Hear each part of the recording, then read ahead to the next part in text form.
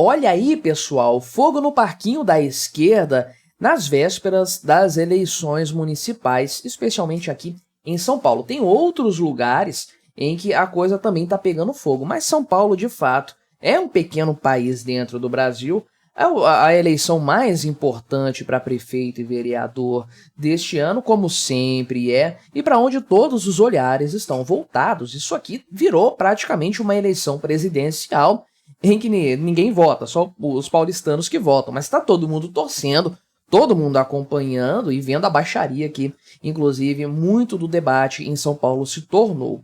O que está acontecendo agora e tem chamado bastante a atenção realmente é o posicionamento mais agressivo da Tabata do Amaral contra o Guilherme Boulos. Pois é, ela parece que mudou a estratégia em resposta daquele pedido do voto útil no Guilherme Boulos, ou seja, a tentativa dele de roubar votos da Tabata Amaral e aí conseguir se consolidar como um candidato mais forte no primeiro turno, chegar no segundo turno com mais possibilidades em um momento em que a chegada dele no segundo turno não é garantida. Um cara que aparece aqui, por exemplo, na pesquisa Datafolha, com todas as ressalvas, em primeiro lugar, mas aqui empate técnico triplo, ou seja, tudo pode acontecer entre os três principais nomes, e é por isso que a esquerda tem ficado empolvorosa nesse cenário. Guilherme Boulos, na medida em que ele vai caindo enquanto candidato relevante e viável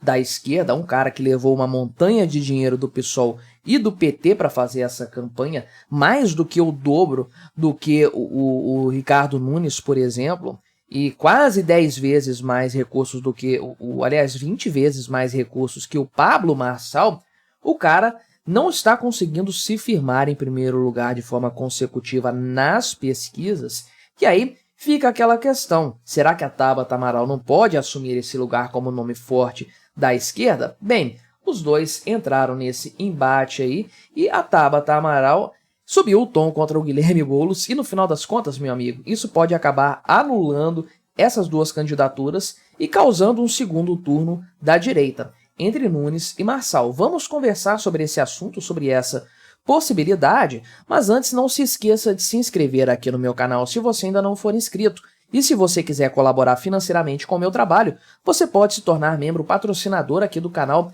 com valores a partir de R$ 1,99 por mês. Você me ajuda bastante dessa forma, pode ter certeza disso. Então, a pesquisa Datafolha foi divulgada hoje, dia 3 de outubro, a mais nova, a mais recente, está saindo toda semana. E a Datafolha, né, meu amigo? Você sabe para qual lado essa pesquisa vai pender. Só que ela mostrou aqui, na prática, um empate técnico. Você tem aqui números variados dessa pesquisa atual para a anterior, mas o que aparece aqui? Aparece um leve fortalecimento do Guilherme Boulos, um grande fortalecimento do Marçal e um enfraquecimento do Ricardo Nunes. Ainda assim, tudo na margem de erro, porque são 3 pontos, né?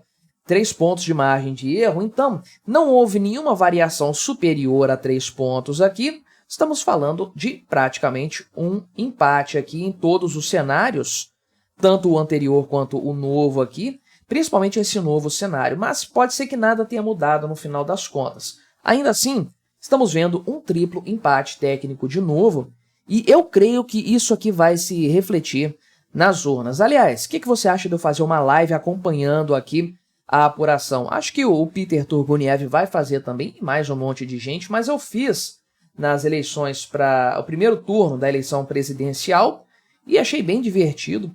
Provavelmente eu vou acompanhar, devo fazer aqui sim uma live, mas coloque aí no comentário se você acha que é uma boa ideia. Mas então, o principal ponto não é esse. Isso aqui a gente já sabe, já tem acontecido bastante.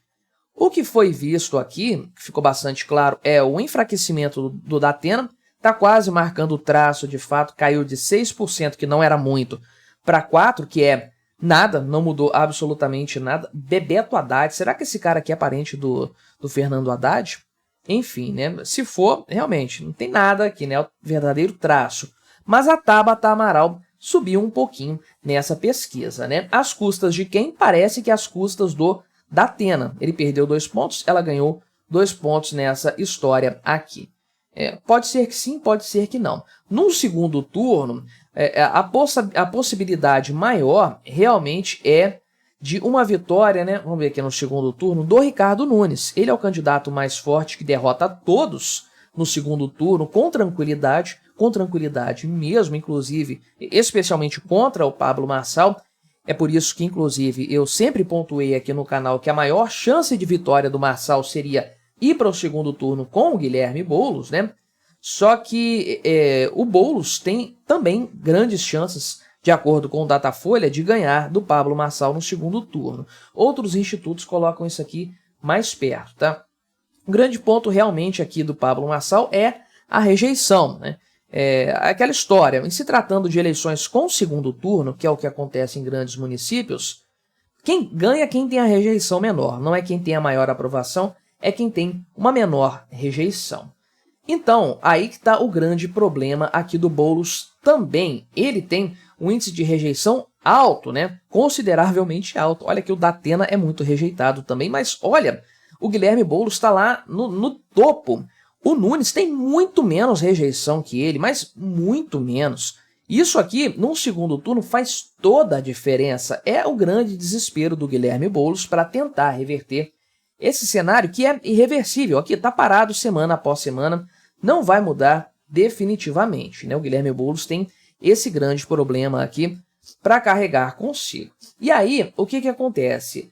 A estratégia adotada pelo eleitorado do Guilherme Boulos, né, pela militância do Guilherme Boulos, melhor dizendo, foi fazer um voto útil em favor dele, ou seja, saindo os votos da Tabata Amaral para migrar para o Guilherme Boulos, eventualmente tentando uma vitória no primeiro turno. Não tem percentual o suficiente, mas a ideia aqui seria de, pelo menos, conseguir um segundo turno com a presença de um candidato de esquerda e evitar um segundo turno com 2 candidatos de direita, né? Essa aqui seria a ideia, seria o apelo por parte do pessoal do Guilherme Boulos, né? Fala, olha, o eleitor da Tabata, eu sei que você não gosta muito do Guilherme Boulos, que você queria a Tabata como prefeita de São Paulo, mas para evitar a direita, vote no Guilherme Boulos, porque é ele quem tem chances de vencer. E aí, a Tabata Amaral subiu o tom contra o Guilherme Boulos, dizendo aí que, na prática, isso não resolve nada, porque o Boulos perde no segundo turno. Então, não adianta você colocar um candidato que não é viável, porque você vai garantir um segundo turno com a esquerda que não vai mudar nada, porque ele vai perder de qualquer forma, né? E aí ela falou, o grande ponto que eu citei, que tem uma montanha de dinheiro aqui de 66 milhões de reais, né? A maior parte disso vindo tanto do PT quanto do PSOL, e ele não consegue reverter isso em votos, né? Vai ser um dos grandes fracassos eleitorais deste século, eu diria, uma campanha municipal para a prefeitura com 66 milhões de reais de orçamento e que não sai do lugar. Vai ser realmente um grande vexame para a esquerda. Não que a Tabata tenha pouco dinheiro, tá? Ela está com 14 milhões de reais nessa candidatura. Realmente é um orçamento de gente grande, né? Então, essa história de voto útil surge também na direita, tá? O pessoal tem, certamente, nessa reta final, há uma grande chance de haver uma migração de votos do Marçal para o Bananinha, né, pro Nunes, para evitar que você tenha um cenário aí de Marçal e Nunes no segundo turno, em que o Marçal perca. E aí seria uma tragédia para São Paulo, com certeza. Tá tudo muito embaçado lá, essa é a verdade, só que realmente a coisa está migrando de São Paulo para o Brasil como um todo. Lembrando, essas duas entidades aqui representam... O Guilherme Boulos é do PSOL, mas ele tem uma vice que é do PT e ele está sendo carregado pelo Lula. No final das contas, ele é o candidato do PT em São Paulo. E a Tabata Amaral é do PSB, que é o partido do vice do Lula. Ela é, vamos colocar assim, a herdeira intelectual do Geraldo Alckmin em São Paulo. Então, temos um embate entre PT e PSB, entre Lula e Geraldo Alckmin, na maior cidade do Brasil. Isso, obviamente, vai repercutir para a esquerda do país como um todo. Então, vários dirigentes do próprio PSB, que é um partido importante na base aliada do Lula, que assim, não é tão grande quanto seria importante para o Lula, principalmente no Congresso, mas tem a vice-presidência da República e tem 2 ministérios. O Alckmin é ministro e o Márcio França também. Então é um partido que tem uma bocada grande dentro do governo Lula. E aí, eles estão reclamando que o PT está tentando monopolizar as atenções, chamar os holofotes para si, numa disputa que está muito acirrada, né? E aí, os dirigentes do PT ficaram bastante incomodados, por sua vez, com a atitude da Tabata Amaral, dizendo o seguinte, que no final das contas isso fortalece a direita, classificada como eles aqui como extrema direita, né? Porque parece que lá no início, isso aqui é o pessoal falando nos bastidores, lá no início da campanha tinha um acordo de cavalheiros entre esses 2 partidos aí, entre os 2 candidatos, para evitar ataques mútuos, para evitar que um batesse no outro. Só que aí, semana passada, naquele debate da Record, né, a Tabata Amaral foi às cargas contra o Boulos, demonstrando claramente as falácias ideológicas dele, o quanto ele mudou de opinião de forma oportunista nas últimas semanas para favorecer a sua campanha, em temas aqui como entorpecentes, né, interrupção da gravidez, estou evitando aqui os temas, né, Venezuela e tudo mais. Em contrapartida, a Tabata Amaral